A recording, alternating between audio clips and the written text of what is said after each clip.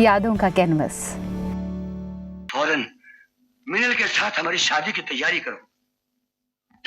हीरालाल हिंदुस्तानी cinema का एक ऐसा नाम, एक ऐसा सितारा जो हीरे की चमक लेकर ही पैदा हुआ था। 14 मार्च 1910 को लाहौर के ठाकुर खानदान के एक कारोबारी घराने में मां पार्वती देवी और वालिद सुंदरलाल ठाकुर के 3 औलाद में से हीरालाल एक थे। हालांकि इनकी एक बहन भी थी, पर 3 साल की उम्र में वो इस दुनिया से रुखसत हो गई थी। हीरालाल शायद अदाकारी के मकसद से ही इस दुनिया में भेजे गए थे, ताकि वो बड़े पर्दे पर अपनी अदाकारी से शाकीन के ज़हन दिल में घर कर सके। तभी तो अदाकारी को जो महज एक शौक के तौर पर जी रहे थे, वही एक दिन जीने का मकसद बन जाए तो इसे क्या कहा जाए। इसीलिए बचपन से ही रंगमंच के साथ हीरालाल जुड़े रहे और रामलीला में अदाकारी को शौक समझकर इसे निभाते रहे। पर किस्मत इनसे कुछ और चाहती थी। एक खास आवाज के साथ जब एक निराला अंदाज आपके पास हो, चेहरे के हर भाव में अदायगी हो, बिन बोले लब खोले इशारों में सब कुछ कहने का हुनर हो, तो असल मकसद तक पहुंचने में फिर क्यों रुकावटें दरपेश हो। ऐसे गुण, ऐसी खूबियां हर एक में कहाँ पाई जाती हैं, और जिनमें पाए जाते हैं वो सिनी पर्दे पर सदियों तक राज करते दिखाई पड़ते हैं। और जहाँ हिंदुस्तानी सिनेमा में यादगार खलनायक या विलेन की बात आती है, तो हीरालाल जैसे मकबूल विलेन भी इस फेहरिस्त में फिर शामिल हो जाते हैं। हेलो। V for victory. तुम फौरन वसीयत को सही जगह पर पहुंचा दो। Okay boss. विलेन की छवि को पाने से पहले हीरालाल ने कई मरहले तय किए। कभी हीरो बनकर सामने आए तो कभी कैरेक्टर रोल में नजर आए। बड़े पर्दे पर अदाकारी के जौहर दिखाने की शुरुआत हुई थी फिल्म मेकर ए.आर. कारदार की फिल्म सफदर जंग से। साल था 1929। हालांकि यहाँ भी हॉबी समझकर इस किरदार को हीरालाल ने निभाया था। ये साइलेंट फिल्मों का दौर था और ए.आर. कारदार को एक पठान की तलाश थी। ऐसे में क्रिकेट स्टेडियम में उन्हें ये पठान मिला हीरालाल के रूप में। ए.आर. कारदार ने हीरालाल से 2 बातें पूछी। पहला सवाल ये कि ए पठान, फाइट कर लेते हो? जवाब हाँ में मिला। दूसरा सवाल ये पूछा गया, घोड़सवारी कर लेते हो? यहाँ भी हाँ में ही जवाब मिला। और ऐसे में साइलेंट फिल्म सफदर जंग के लिए हीरालाल का इंतखाब हुआ। इसी के साथ ए.आर. कारदार की एक और silent film Daughters of Today में भी उन्हें कास्ट किया गया और रिकॉर्ड्स के मुताबिक डॉटर्स ऑफ टुडे हीरालाल की 1928 की पहली रिलीज फिल्म बन गई और ये फिल्म ए.आर. कारदार की भी पहली साइलेंट फिल्म रही। पर हाँ, ये कहना गलत न होगा कि ए.आर. कारदार की सफदर जंग ने हीरालाल को हीरो बना दिया।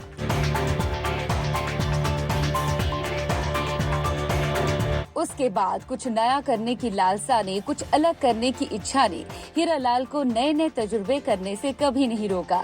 बाद उसकी फिल्म बॉन्डिंग डांसर में उन्होंने किरदार के लिए अपने बाल भी मुंडवाए, जिसमें एक आंख से वार करने वाले इस गंजे सर वाले आदमी को खूब पसंद किया गया।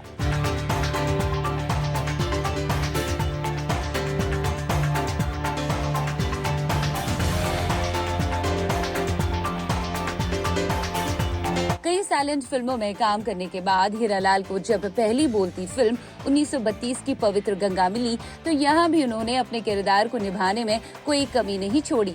एक पागल साधु के किरदार में वो इस कदर नजर आए कि सिनेमा के शौकीन तो मानो इनकी अदाकारी पर फिदा ही हो गए। 1934 में देवकी बोस की माइथोलॉजिकल फिल्म सीता में पहली मर्तबा हीरालाल पृथ्वीराज कपूर के साथ दिखे और उनके किरदार को खूब पसंद किया गया। कोलकाता के न्यू थिएटर्स के साथ कई सालों तक हीरालाल जुड़े रहे और खूब काम किया बतौर एक्टर, और यहीं पर उन्हें ये एहसास हुआ कि अब वो एक्टिंग को महज हॉबी के तौर पर नहीं बल्कि बतौर प्रोफेशन देखते हैं। कोलकाता की न्यू थिएटर्स में फिल्म मेकर हेमचंद्र की सरपरस्ती में हीरालाल ने काफी कुछ सीखा और यही सीख उन्हें अदाकारी में आगे तक ले आई। 1940 के दौर में हीरालाल ने बहसियत एक्टर बेहद मकबूल और यादगार किरदार निभाए।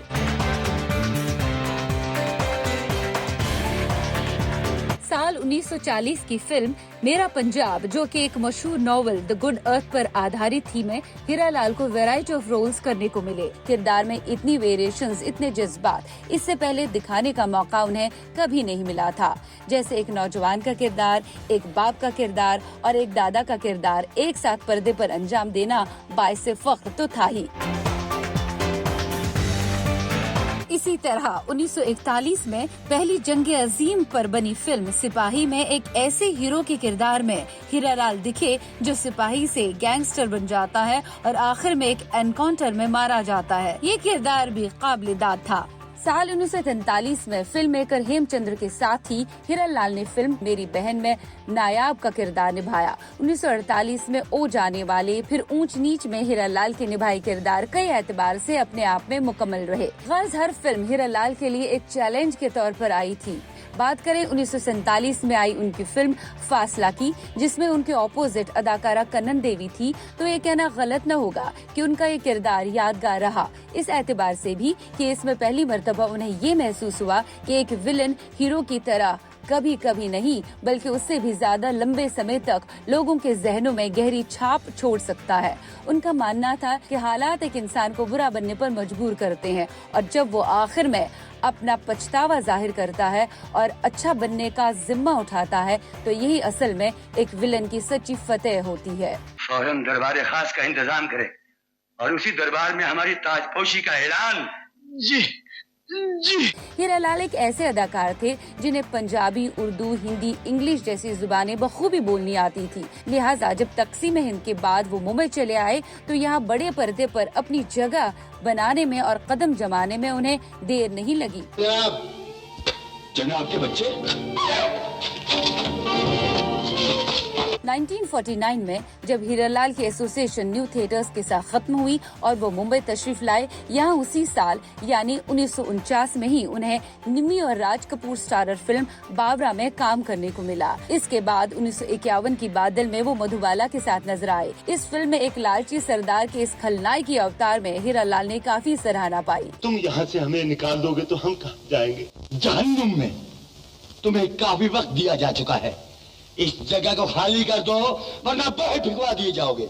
इस फिल्म के रिलीज के एक साल बाद ही हीरालाल फिल्म मेकर के अमरनाथ की महबूबा में नजर आए, एक डकैत के किरदार में, और खूब शोहरत हासिल की। 1950 के दौर की बात करें तो हीरालाल की बेहतरीन फिल्मों में औरत, डंका, पूजा, हैमलेट, यहूदी की लड़की जैसी कुछ फिल्में काबिले गौर हैं। हाँ, इस बात का भी जिक्र करना जायज है कि फिल्म महबूबा की रिलीज के बाद हीरालाल को वो किरदार नहीं मिल रहे थे जिनकी तलब उन्हें हमेशा से ही रही, जैसे किरदारों के साथ एक्सपेरिमेंट्स किए जाए, उन्हें पर्दे पर जीने में मजा आ जाए। हालांकि इस तरह के किरदार हीरालाल को जल्दी ही नसीब हुए, जिसमें फिल्म मेकर एसपी ईरानी का बड़ा हाथ रहा। एसपी ईरानी ने हीरालाल को कुछ नया करने को दिया फिल्म कैदी नंबर 911, बारूद और उम्र कैद जैसी फिल्मों में।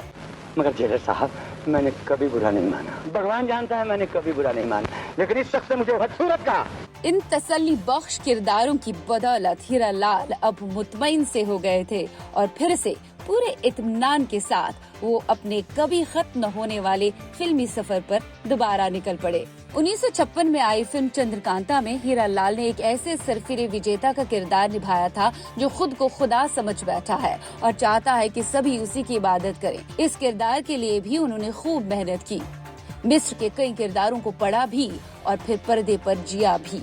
यहाँ ये बात कहना मुनासिब होगा कि 1952 की फिल्म सपना में जो फिल्म मेकर किशोर साहू ने बनाई थी, हीरालाल ने एक किडनैपर का रोल अदा किया जो फिल्म में अपनी सह कलाकार एक्ट्रेस बीना राय को किडनैप करते हैं। एक सीन में बीना राय के साथ वो जोर जबरदस्ती करते हैं और बीना राय उन्हें तमाचा मारती है। ये तमाचा फिल्मी नहीं था बल्कि हकीकत में हीरालाल के गाल पर पड़ा था। सीन खत्म होने के बाद जब हीरालाल ने बीना राय से सच में उन्हें थप्पड़ मारने का सबब पूछा तो बीना राय कहने लगी कि हीरालाल जी, आप इस कदर किरदार में खो गए थे कि आपकी आंखों से नफरत देख मुझे डर लगने लगा था।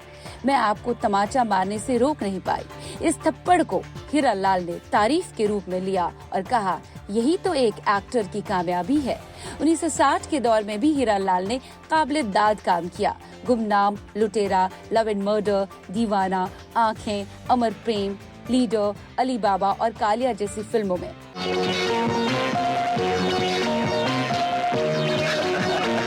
के आसिफ की लव एंड गॉड माना हीरालाल के इंतकाल के कई साल बाद रिलीज हुई, पर किरदार यादगार रहा।